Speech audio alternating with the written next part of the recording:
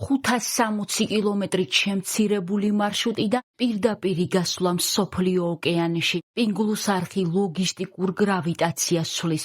ჩინეთში მიმდინარე ეს მშენებლობა, რომლის საინვესტიციო ღირებულება 10 მილიარდ ამერიკულ დოლარს აჭარბებს, თავისი მასშტაბით პანამისა და სუეცის არხების სტრატეგიულ კატეგორიას განეკუთვნება. 134 კილომეტრიანი საწყლოსნო დერეფანი 21 საუკუნის ერთ-ერთ ყველაზე რთულ ჰიდროტექნიკურ გამოწვევას წარმოადგენს. პროექტის მთავარი სირთულე მდინარისა და ზღვის დონეებს შორის არსებული 65 მეტრიანი სხვაობის დაძლევაში მდგომარეობს, რაც შედარებისთვის 19 სართულიანი შენობის სიმაღლეს უტოლდება. ამ მიზნით არხზე 3 მასშტაბური ჰიდროკვანძი მადაო, ციში და ცინგნიენი შენდება.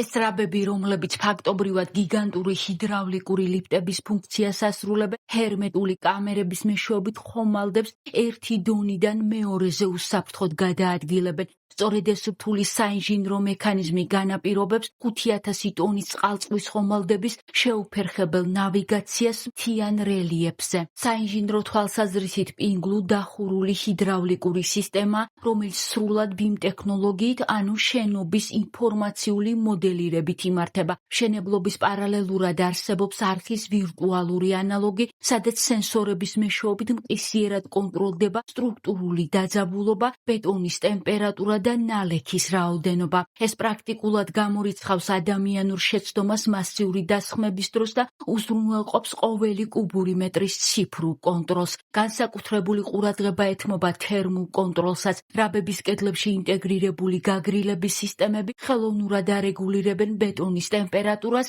რაც მასიურ კონსტრუქციებში მიკრობზარების გაჩენას გამორიცხავს. პროექტის ეპიცენტრში დანერგილია სანაოსნო რაბების რეკურსიული მართვის ტექნოლოგია, რაც ყოველი შლუზირების ციკლისას წყლის რესურსის 60%-მდე დაზოგვასა და მის ხელახალ გამოყენებას უზრუნველყოფს. იმისთვის, რომ ოკეანის მარილიანმა წყალმა მდინარის სისტემაში არ შეაღწიოს და სასოფლო-სამეურნეო სავარგულები არ დააზიანოს, არხის შესართავთან დამონტაჟებულია ავტომატიზებული ჰიდრავლიკური ბარიერების სისტემა.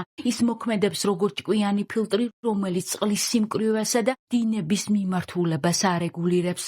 ამჟამად სამხრეთ-დასავლეთ ჩინეთის ტვირთები მდინარე სიძიანის გავლით აღმოსავლეთით გუანჯოუსა და ჰონკონგის პორტებისკენ მიემართება. პინგლუს არხი ამ გზას 560 კილომეტრით ამცირებს, რაც ლოგისტიკურ ციკლს საშუალოდ 7-დან 10 დღემდე შეამცირებს. ეს არა მხოლოდ ამცირებს ხარჯებს, არამედ ქმნის ახალ ეკონომიკურ გრავიტაციას, რომელიც ტვირთნაკადებს გადატვირთული დელტებიდან პირდაპირ ღია ოკეანისკენ მიმართავს. მშენებლობა, რომელიც 2022 წელს დაიწყო, გეგმა გრაფიკით მიმდინარეობს და ექსპლუატაციაში 2026 წლის დეკემბერში შევა. შესაბამისად, პინგლუს არხის ექსპლუატაციაში შესვლა ახალი გეოეკონომიკური რეალობის ფორმირებას ნიშნავს. 560 კილომეტრით შემცირებული მარშრუტი რადიკალურად ცვლის რეგიონულ ლოგისტიკურ თვითღირებულებას და ქმნის მძლავრ ეკონომიკურ გრავიტაციას, რომელიც ტვირთნაკადებს პირდაპირ ღია ოკეანისკენ მიმართავს. ეს არ არის მხოლოდ ინფრასტრუქტურული ობიექტი,